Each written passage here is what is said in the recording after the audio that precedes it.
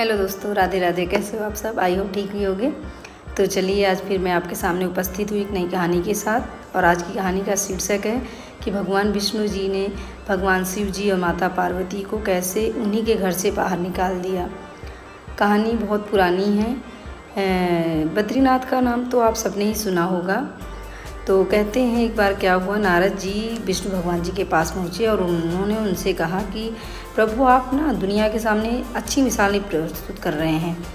आप जब देखिए शीशनाग पर लेटे रहते हैं और आपकी पत्नी बड़े प्यार से आपकी सेवा करती रहती हैं, तो ये अच्छी बात नहीं है। ये दुनिया के सामने तो अच्छी बात नहीं हुई। इस तरह तो ऐसा लगता है कि स्त्रियां बहुत ज़्यादा काम करती हैं, आदमी से बैठे लेटे रहते हैं, तो ये अच्छी बात नहीं है। आप कुछ अर्थपूर्ण काम कीजिए जिसका लोगों पर असर पड़े। तो विष्णु भगवान जी को भी ये बात सही लगी। तो उन्होंने अपने मान सम्मान को बचाने के लिए और अपनी प्रसिद्धि ख्याति विकसित करने के लिए उन्होंने कहा कि मैं तप और साधना करूँगा। इसलिए वो एक अच्छी जगह खोजने लग गए और यही करने के लिए वो हिमालय के पास गए। हिमालय पर्वत से फिर वो नीचे धरती पर गए और वहाँ पर उन्हें जो है बद्रीनाथ नाम का एक छोटा सा गांव दिखा।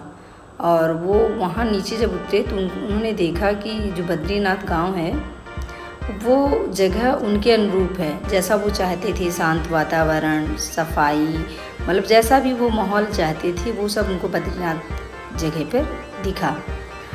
अब ये सोचकर वो जो है बद्रीनाथ में उतर गए और वहाँ उन्होंने देखा एक छोटा सा घर बना था। छोटे से घर पे उन्होंने देखा कि ये घर भी बहुत सुंदर है, चलो इसके अंदर चलते हैं। अंदर गए तो उन्होंने देखा कि यहाँ पर उन्होंने उस घर में देखा कोई नहीं है। तो और उस समय कोई नहीं था क्योंकि शंकर जी पार्वती जी उस समय उस घर से बाहर गए थे कहीं। तो उन्होंने देखा कि यहाँ पर शंकर जी तो पहले से रहते हैं और मुझे रहने के लिए कुछ ना कुछ तो करना पड़ेगा। तो उन्होंने क्या किया, एक छोटे से बच्चे का रूप धारण कर लिया और वहीं बाहर बैठ गए। कुछ देर बाद पार्वती जी और शंकर जी बाहर से आए घूमकर। उन्होंने देखा बाहर बच्चा एक बैठा है और रो रहा है। तो पार्वती जी ने झट से उसको उठाने की कोशिश की तो शंकर भगवान जी ने रोक दिया कि रुको रुको पार्वती, इसको छूना मत, इस बच्चे को छूना मत। तो पार्वती जी ने कहा, कैसे क्रूर हो आप, जो है एक बच्चा रो रहा है और आप कह रहे हो उसको छूना मत।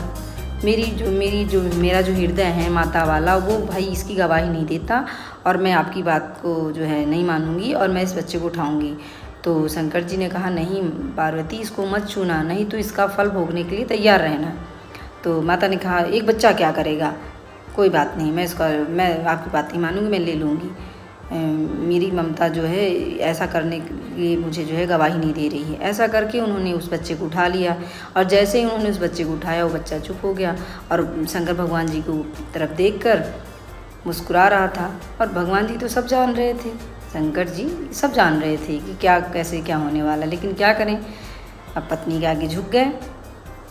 इसके बाद वो दोनों उस बच्चे को लेकर अंदर गए तो कुछ देर उसको गोदी में ले रहे हो, खेलता रहा। फिर उसके बाद वहाँ उसको बिठा दिया, वो चुप रहा, खेल रहा था। तो वहाँ पर एक कुंड है, उस कुंड में गर्म पानी आता है। तो माता पार्वती और शिव जी उसमें स्नान करने के लिए चले गए बच्चे को छोड़कर। और जब वापस आए लौटकर स्नान करके तो उन्होंने देखा कि अंदर से दरवाज़ा बंद है। अब दरवाज़ा खुले तो कैसे? तो माता ने कहा, अंदर से किसने दरवाज़ा बंद कर लिया, अंदर सिर्फ एक बच्चा था, बच्चा दरवाज़ा। माता ने कहा, अंदर से दरवाज़ा बच्चा कैसे बंद करेगा? तो पार्वती जी की ऐसी बात को सुनकर शंकर जी मुस्कुराने लगे और बोले, मैंने कहा था ना कि इस बच्चे को मत छूना, अब तुमने छू लिया है, अब क्या करेंगे? अब अंदर से दरवाज़ा बंद है, हम कहाँ जाएं?